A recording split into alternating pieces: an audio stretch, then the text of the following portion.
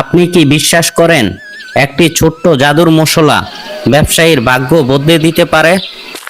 কিন্তু যখন একজন লোভী মানুষ তা চুরি করে তখন কি হয়? নূরপুরের এই গল্পটি আপনাকে দেখাবে সততা ও দান কিভাবে বরকত আনে, আর লোভ কিভাবে সর্বনাশ ডেকে আনে। প্রচণ্ড রোদ, গ্রীষ্মের তাপে ঘামছে সবাই। রতন তার জমিতে কাজ করছে, কোদাল হাতে মাটি কাটছে। ওহ, কি গরম পড়েছে! এই গরমে তো জমিতে থাকলে অসুস্থ হয়ে পড়ব। না, তাড়াতাড়ি বাড়ি যাই। রতন কোদাল হাতে বাড়ির দিকে রওনা দেয়। পথে করিম চাচার সাথে দেখা। আসসালামু আলাইকুম। রতন, এত গরমে কাজ করছো তুমি? তোমার কষ্ট হচ্ছে না? ওয়ালাইকুম আসসালাম করিম চাচা, চাষের কাজ তো করতেই হয়, কিন্তু গরমে খুব কষ্ট হচ্ছে। তোমার পরিশ্রম আল্লাহ দেখছেন। রাসূল সাল্লাল্লাহু আলাইহি ওয়াসাল্লাম বলেছেন, যে ব্যক্তি পরিশ্রম করে হালাল রিজিক উপার্জন করে তার চোখের ঘুম হারাম হয় না। তুমি সৎ পথে আছো। দোয়া করবেন কাকা, আমি বাড়ি যাচ্ছি এখন। কালুর ধাবাতে বিরিয়ানির সুঘ্রাণ, ভিড় বাড়ছে ক্রেতাদের। কালু হাসি মুখে সবাইকে সেবা দিচ্ছে। কালুদা, আমাকে একটা ছোট্ট বিরিয়ানি দাও তো। হ্যাঁ আনিস, এই নাও, খেয়ে দেখো কেমন হয়েছে। কালুদার বিরিয়ানি তো সত্যিই অসাধারণ। আর বলো, আমার বিরিয়ানির স্বাদ তো সারা গ্রাম জানে। কেউ পারে না এমন বিরিয়ানি বানাতে। ঠিক তখনই রতন কালুর দোকানের সামনে দিয়ে বাড়ি ফিরছিল। কালুর দোকানের ভিড় দেখে রতন মনে মনে ভাবে, কালুর ধাবায় তো অনেক ভিড়, কেননা আমি এইরকম একটা বিরিয়ানির দোকান খুলি। চাষের পাশাপাশি কিছু একটা করলে ভালো হয়। রতন মনে মনে এই চিন্তা করে কালুদার কাছে যায়। কালু ভাই, আপনার বিরিয়ানির দোকান দেখে আমারও ইচ্ছে হচ্ছে, আমিও একটা বিরিয়ানির দোকান খুলতে চাই। আরে এটা কি রে, তুই জানিস আমার ধাবাতে খাবারের গন্ধ শুকতেও টাকা লাগে, বুঝলি? চল চল, ভাগ এখান থেকে। করিস তো চাষের কাজ, তুই আবার বিরিয়ানির দোকান দিবি, ভাবতেই অবাক লাগে। যা যা, এখান থেকে দূর হ। রতন লজ্জায় মাথা নিচু করে চলে যায়, কিন্তু তার মন থামে না। রতন বাড়ি থেকে কিছু টাকা নিয়ে করিম কাকার বাড়ি যায়। আসসালামু আলাইকুম করিম কাকা। ওয়ালাইকুম আসসালাম। রতন যে, এসো এসো, এখানে এসো। কি খবর তোমার? কাকা, আমার কিছু সাহায্য লাগবে।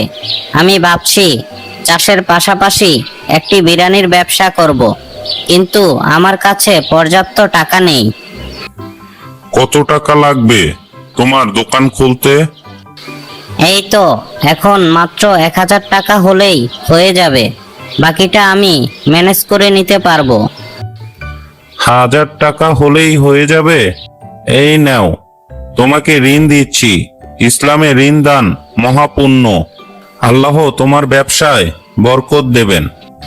ধন্যবাদ করিম কাকা, আমি সৎভাবে ব্যবসা করব এবং শীঘ্রই টাকা ফেরত দেব। একটা কথা মনে রেখো রতন, ইসলামে সৎভাবে ব্যবসা করায় অনেক বরকত। আর গরিবদের সাথে দয়া করে চলবে, তাহলে সফলতা আসবে। আমি আপনার কথা মনে রাখবো ইনশাআল্লাহ। দেখবেন আমি এখান থেকে সফল হবই।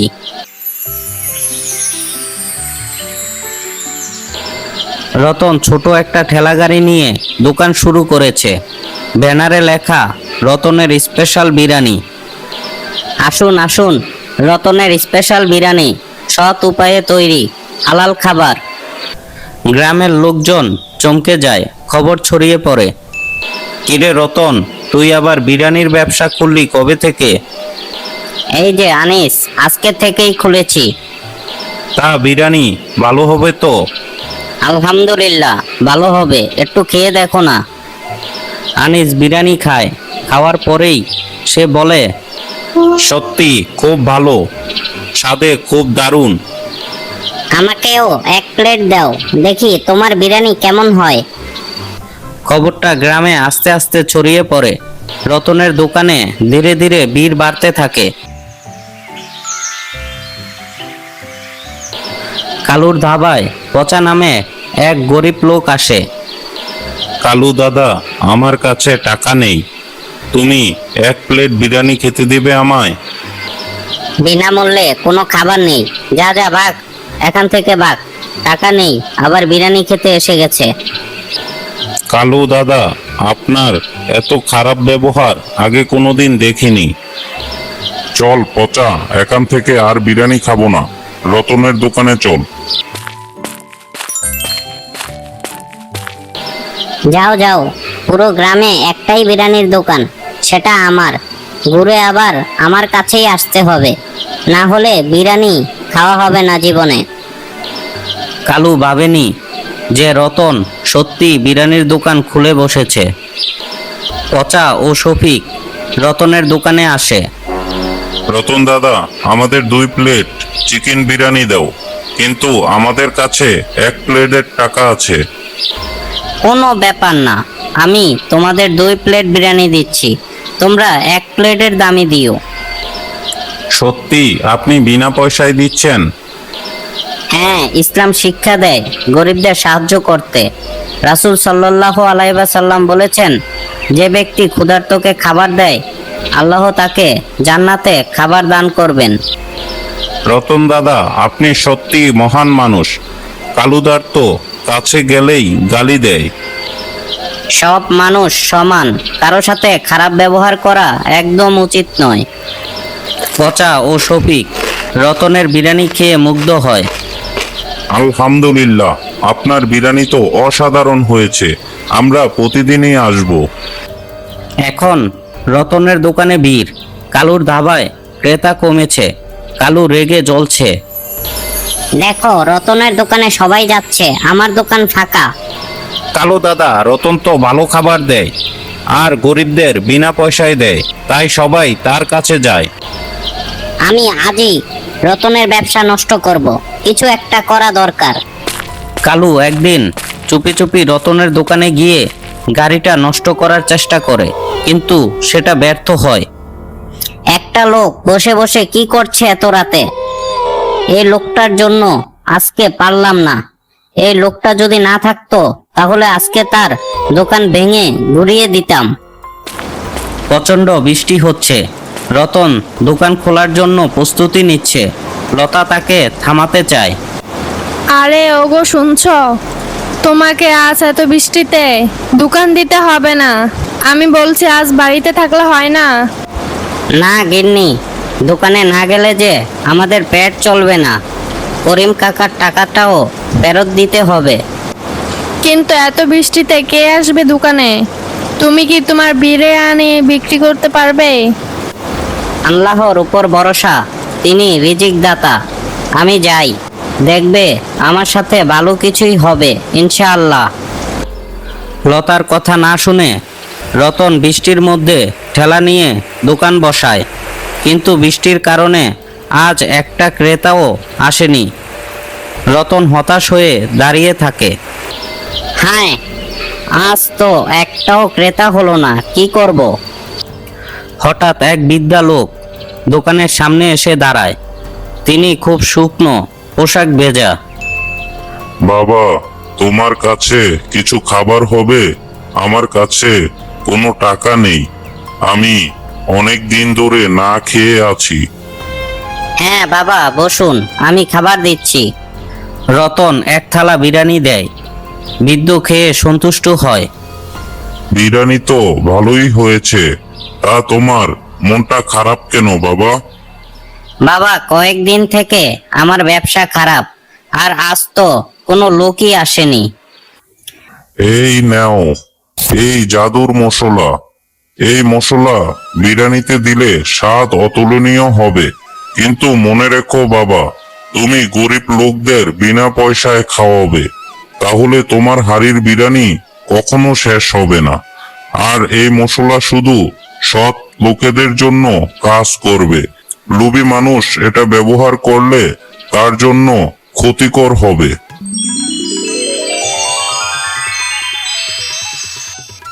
লতা, এই মশলাটি আজকে বিরিয়ানিতে দেবে। সাধু বাবা বলেছে এতে বিরিয়ানির স্বাদ দ্বিগুণ বেড়ে যাবে। কিন্তু এটা কি মশলা? আমি জানি না, তবে সাধু বাবা দিয়েছে বলে কথা। সৎ ও গরিব মানুষের সাহায্য করলে এটা কাজ করে। লতা বিরিয়ানি রান্না করে বাসা থেকে সুগন্ধ ছড়িয়ে পড়ে। ওরে বাবা, এত সুন্দর সুগন্ধ আগে কখনো পাইনি। সত্যি খুব সুন্দর সুগন্ধ। এবার দোকানে গিয়ে দোকান খুলি। সেই দিন বিকালে পচা ও শফিক রতনের দোকানের সামনে দিয়ে যাচ্ছিল।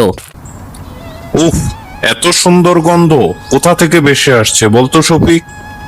মনে হয় রতনের ধাবার ঠেলা থেকে। তাহলে চল চল তাড়াতাড়ি এক প্লেট করে খেয়ে আসি, গন্ধে আমার মাথা নষ্ট হয়ে যাচ্ছে।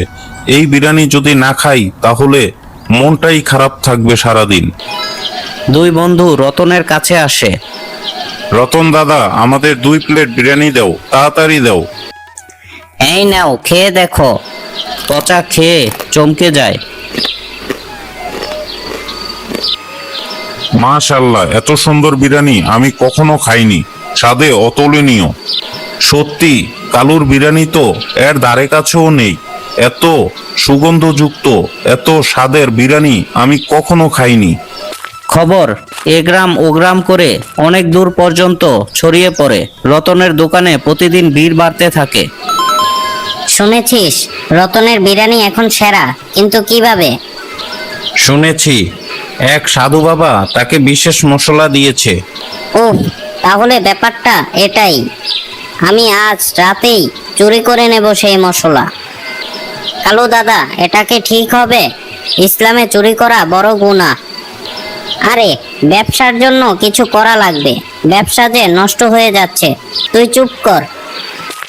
সেই দিন রাতে কালু চুপি চুপি রতনের বাড়ি যায়, মশলার কৌটা চুরি করে নেয়। ওহ, এখন জাদুর মশলা আমার হাতে। এখন দেখি রতন কি করে। কালু নিজের দাবায় যায়। সে ভাবে রতন তো 1 চিমটি মশলা দেয়, আমি দিব 1 মুঠো, তাহলে আমার বিরিয়ানি হবে সেরা। কালু 1 মুঠো মশলা বিরিয়ানিতে দেয়। বিরিয়ানি থেকে পচা দুর্গন্ধ বের হতে থাকে। গন্ধ এতটাই খারাপ, আশেপাশের লোকজন ছুটে আসে। হ্যাঁ, একই গন্ধ। কালুর ধাবা থেকে এত দুর্গন্ধ কেন? কি রান্না করেছো কালু, এত পচা গন্ধ? কালু তার বিরিয়ানির হাড়ি দেখে, সব বিরিয়ানি পচে গেছে, কালো হয়ে গেছে, দুর্গন্ধ হচ্ছে। আরে বাবারে, এত জঘন্য বিরিয়ানিটা! হ্যাঁ, এই বিরিয়ানি থেকে কেমন যেন মরা পচা গন্ধ বের হচ্ছে। কালু দাদা, এই বিরিয়ানি তো পচা, আপনি কি করলেন? কি হলো? কেমনে হলো? কিভাবে হলো? আমি কিছুই বুঝতে পারছি না। আমার মাথাটা নষ্ট হয়ে যাচ্ছে। এইদিকে রতন তার মশলা খুঁজে না পেয়ে লতাকে বলে, লতা, আমাদের মশলার কৌটাটা আমি খুঁজে পাচ্ছি না। মনে হয় চুরি হয়ে গেছে। কি বলছো? কিভাবে চুরি হলো? তুমি তাহলে আজ মশলা ছাড়াই বিরিয়ানি রান্না করো। আল্লাহর উপর ভরসা, তিনিই রিজিক দাতা। রতন মশলা ছাড়াই বিরিয়ানি তৈরি করে, কিন্তু অলৌকিকভাবে সেটাও ভালো হয়, কারণ তার নিয়ত ছিল সৎ। এইদিকে কালুর দোকানের সবাই খেপে যায়। এই কালুর বিচার হবে, অবশ্যই বিচার করতে হবে। হ্যাঁ হ্যাঁ, বিচার হবে। সে গ্রামের মধ্যে দুর্গন্ধযুক্ত বিরিয়ানি বিক্রি করছে। এই কালু তো আমাদের অসুস্থ করে দিতে চাইছে। কালুর উপর সবাই চড়াও হয়। কালু বাঁচাও বাঁচাও করে ছুটে পালায়। ঠিক তখনই মসজিদের ইমাম সাহেব সেখানে আসেন। থামো থামো, তোমরা সবাই থামো।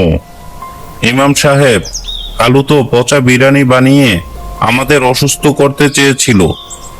শোনো, ইসলামে কাউকে মারধর করা ঠিক নয়, তবে কালুর কাজ সম্পূর্ণ ভুল। রাসূল সাল্লাল্লাহু আলাইহি ওয়াসাল্লাম বলেছেন, যে ব্যক্তি খাবারে ভেজাল দেয় সে আমাদের দলভুক্ত নয়। ইমাম সাহেব, আমি জানতাম না এটা হবে। আমি শুধু লোভ করেছিলাম। কালু, তুমি চুরি করেছো, বেজাল দিয়েছো, এটা অনেক বড় গুনাহ, কিন্তু এখন তওবা করতে হবে। ঠিক তখনই রতন সেখানে আসে। ইমাম সাহেব, আমি চাই কালুকে মারধর না করা হোক। ইসলাম শিক্ষা দেয় ক্ষমা করতে। রতন ঠিক বলেছো, তবে কালুকে শাস্তি পেতে হবে। সবাই মিলে কালুকে নিয়ে জমিদার বাবুর কাছে যায়। তিনি সবকিছু শুনেন। কালু, তুমি চুরি করেছো, ভেজাল খাবার তৈরি করেছো, মানুষকে অসুস্থ করতে চেয়েছো, এগুলো সবই অপরাধ। আমি ক্ষমা চাইছি, আর কখনো করব না। আমি তোমাকে নূরপুর গ্রাম থেকে বের করে দিচ্ছি। তুমি আজই গ্রাম ছেড়ে চলে যাও। কালু, এই শাস্তি তোমার জন্য ভালো। তুমি অন্য কোথাও গিয়ে নতুন জীবন শুরু করো, তবে সৎ পথে চলো। কালু গ্রাম ছেড়ে চলে যায়। তার চোখে লজ্জা ও অনুতাপ। গ্রামের সবাই মিলে জড়ো হয়েছে। রতন দাঁড়িয়ে সবার সামনে। আমি সবাইকে ধন্যবাদ জানাই। কালু গ্রাম ছেড়ে চলে গেছে। আমি চাই আমরা সবাই সৎ পথে চলি। রতন, তুমি আজ দেখালে সততা ও দান কিভাবে বরকত আনে। সাধু বাবা তোমাকে মশলা দিয়েছিল, কিন্তু আসল জাদু ছিল তোমার ভালো নিয়তে। রাসূল সাল্লাল্লাহু আলাইহি ওয়াসাল্লাম বলেছেন, সৎ ব্যবসায়ী কিয়ামতের দিন নবী, সিদ্দিক ও শহীদদের সাথে থাকবে। রতন, তুমি সেই পথে চলছো। রতন দাদা, আপনি আমাদের বিনা পয়সায় খাওয়াতেন, তাই আল্লাহ আপনাকে বরকত দিয়েছেন। আমি আজ থেকে আরো বেশি করে গরিবদের সাহায্য করব। আমার দোকানের 10% লাভ গরিবদের মধ্যে বিলিয়ে দেব। আমরাও রতনের সাথে কাজ করতে চাই। আমরা মিলে নূরপুরে হালাল বিরিয়ানি খুলব। সবাই মিলে সৎ পথে ব্যবসা করব।